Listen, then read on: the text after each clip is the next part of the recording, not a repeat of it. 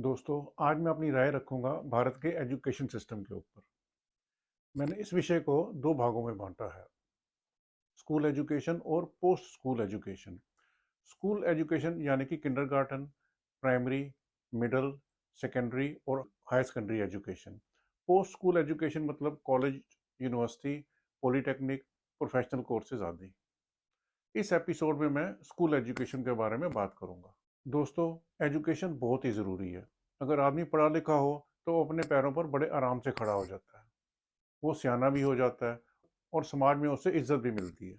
Education देश के लिए भी ज़रूरी है। लोग जितने ज़्यादा पढ़े लिखे होंगे, देश उतनी ही ज़्यादा तरक्की करेगा। अब आते हैं इस बात पर कि एजुकेशन सरकार की जिम्मेदारी क्यों है।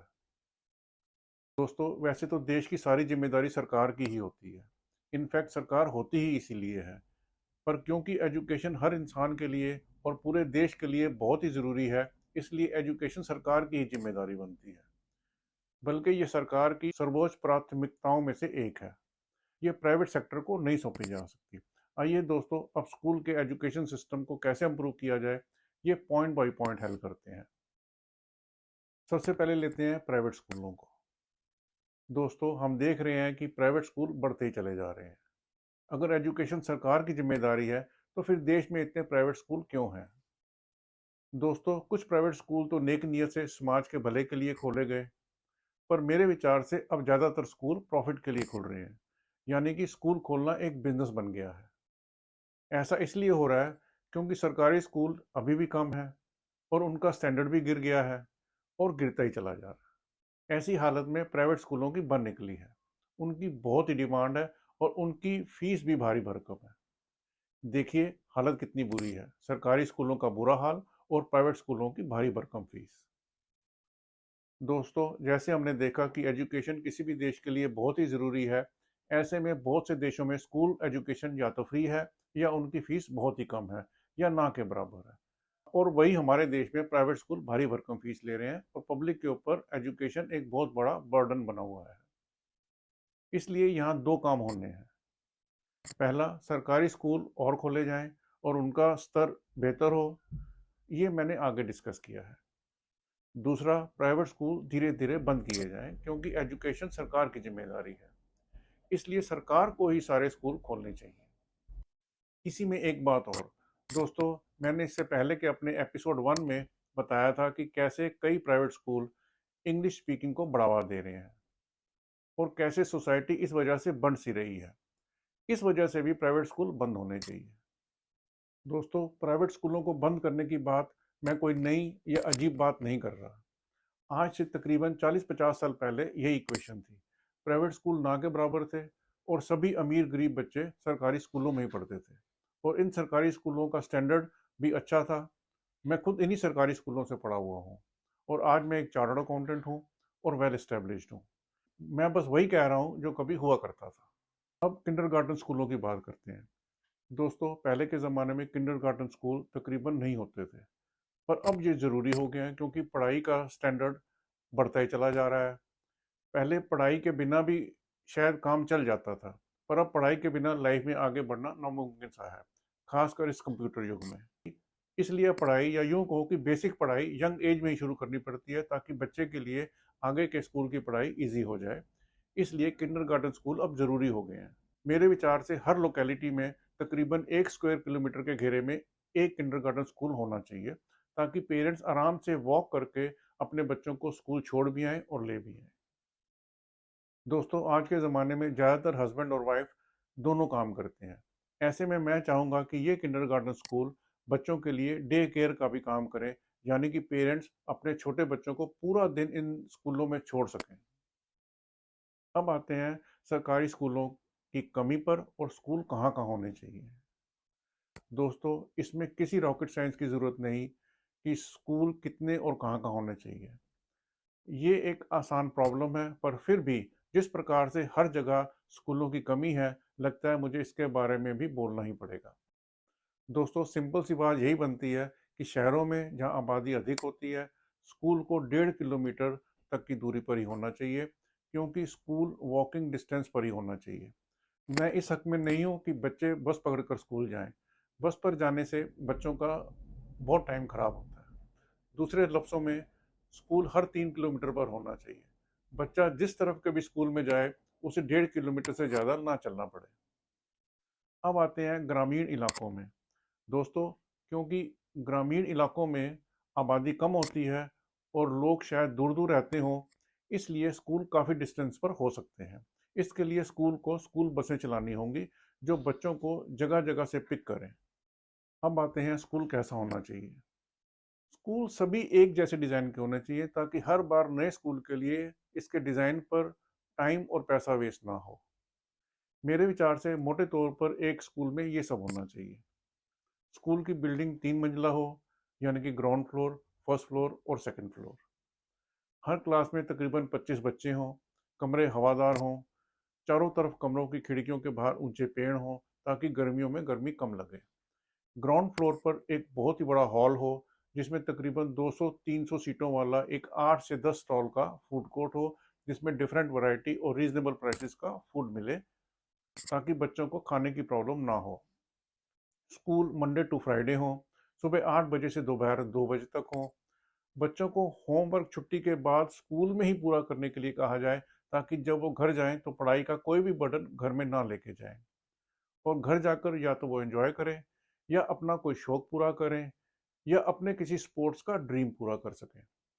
छुट्टी के बाद हर क्लास के कुछ होशियार बच्चों की ड्यूटी हो कि वो स्कूल में एक जगह बैठ जाएं और कमज़ोर बच्चे एक एक करके पढ़ाई और होमवर्क में उनकी मदद ले सकें।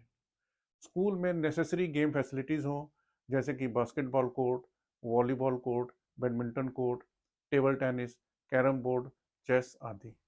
अब आते हैं स्कूल की मैनेजमेंट पर। स्कूल की मैनेजमेंट कुछ इस प्रकार होनी चाहिए। सबसे पहला रूल यही होना चाहिए कि जो भी टीचर या कोई और स्टाफ ठीक काम ना करे उसे इमीडिएटली टर्मिनेट किया जा सके ताकि हर स्टाफ को नौकरी का डर हो और वो ठीक परफॉर्म करे और स्कूल का स्टैंडर्ड अच्छा रहे। प्रिंसिपल को पूरा अधिकार हो कि वो किसी को भी टर्मिनेट कर सके क्योंकि स्कूल की जिम्मेदारी उसी की है। अगर प्रिंसिपल खुद ठीक काम नहीं कर रहा तो मिनिस्ट्री ऑफ एजुकेशन की एक कमेटी उसे टर्मिनेट करे। एक टीचर्स पूल होना चाहिए, यानी कि एक पोर्टल होना चाहिए जहां टीचर्स की नौकरी पाने वालों का डाटा हो और जैसे ही किसी टीचर को निकाला जाए तो वो वैकेंसी इस पोर्टल से भरी जा सके। स्कूल की मेंटेनेंस के लिए एक प्रॉपर एडमिन डिपार्टमेंट हो।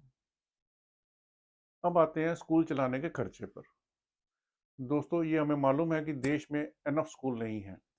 क्या ये इसलिए है क्योंकि स्कूल चलाने का खर्चा बहुत है? ये तो सरकार ही जाने।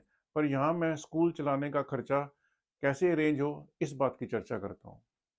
दोस्तों, ये बात तो तय है कि स्कूल चलाने का खर्चा सरकार से ही आता है, तभी सरकार हर बजट में एजुकेशन के लिए फंड्स एलोकेट करती है और एक्चुअली में सरकार पब्लिक से टैक्सेस लेती ही इसीलिए है कि वो देश को डेवलप करने पर ज़रूरी खर्चा कर सके और एजुकेशन क्योंकि प्रायोरिटी है इसलिए हर देश की सरकार एजुकेशन पर खर्चा ज़रूर करती है।